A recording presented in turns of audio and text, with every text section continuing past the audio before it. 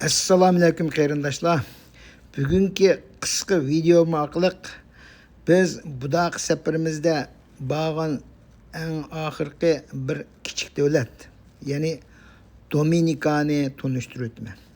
Bu yerda bir narsani eskartib o'tay dedim.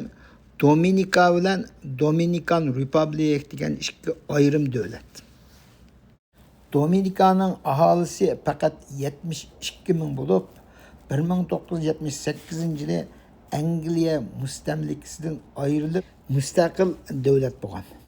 Yer ko'lami faqat 751 kvadrat kilometr bo'lgan bu kichik davlatning aholisining mutlaq ko'p qismi qartanlik qullarning avlodlari.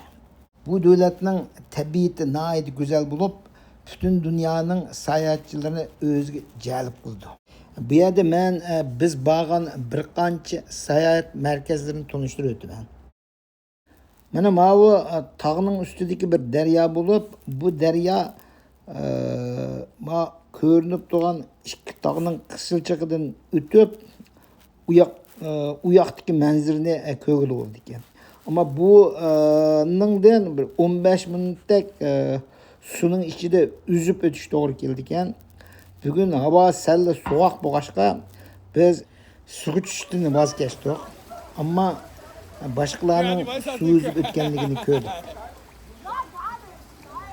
Suya xili soğukken.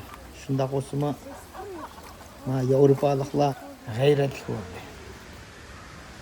Şunda olsa ben tağ yolunu minip yarım saatlik minip uyku öttüm. Uyku ötkenden ki bana manzarlarını koyuldu. Şakratma balkonu. Hakikaten güzel.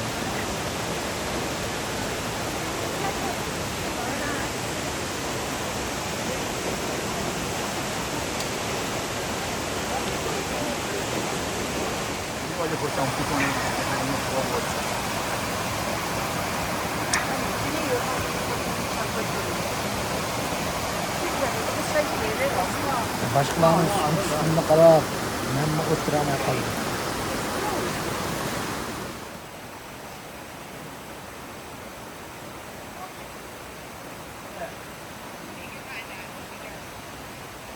Su dastlabda soğuk bilingani bilan tushib bo'lgandan keyin biroz o'tgandan keyin ancha bilinmadi. Men birdan suvni kechib mangdim bu yerda. Rahatlab.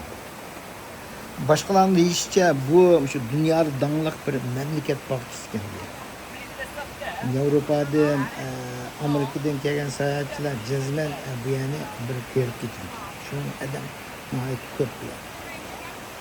Bu yerlar tog' rayoni bo'lg'achqa tog' suvlari shunda pok ekan. Beshikligimni ichib baktım. Yerliklar asasen şu sularni o'zib ketishdi. Bu devletinin iqtisadi asasen turizm. Yani asasen Amerika'dan kelgan turistlar tayinli. Bu aralga kuniga necha parapot keldigan bo'lib, necha ming sayohatchilar keladi ekan. Bu aralda arışanlarına ait ketken. Mana ko'rib turganinglar arışandan chiqib atgan sulfur gazı. Bu sulfurni adamning badaniga foydali bo'ldi deb nurg'un kishilar bu yerga kelib arışanga tushib ketadi ekan. Mana bu qaynoq arışanka. Buning ichiga tuxumni tashlab qo'ysa 1-2 minut ichida pishadi dedi.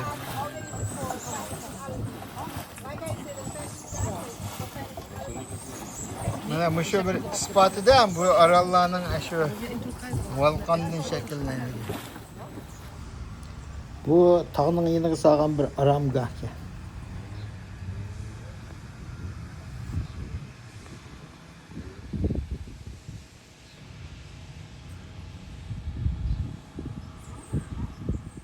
Mana şu araldagi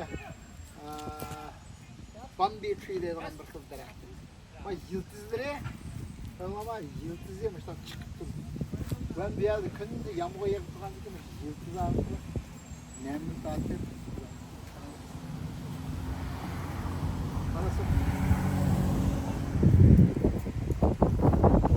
Man bir g'alati bir hodisa ekan. Man aslida mal school bus maktabning avtobus ekanda. Bu ash bir qatam hurricane'da ma yo'g'on bir daraxtni o'rib etib, mushu school bus, mushu avtobusni besib mushtaq yonchib mushtaq qo'yib ketgandi.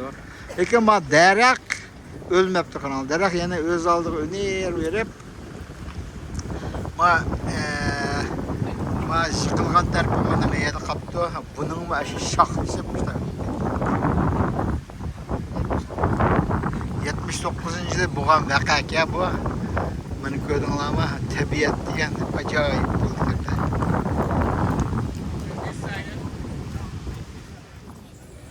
Davlatning poytaxti bo'lgan Rosu shahri.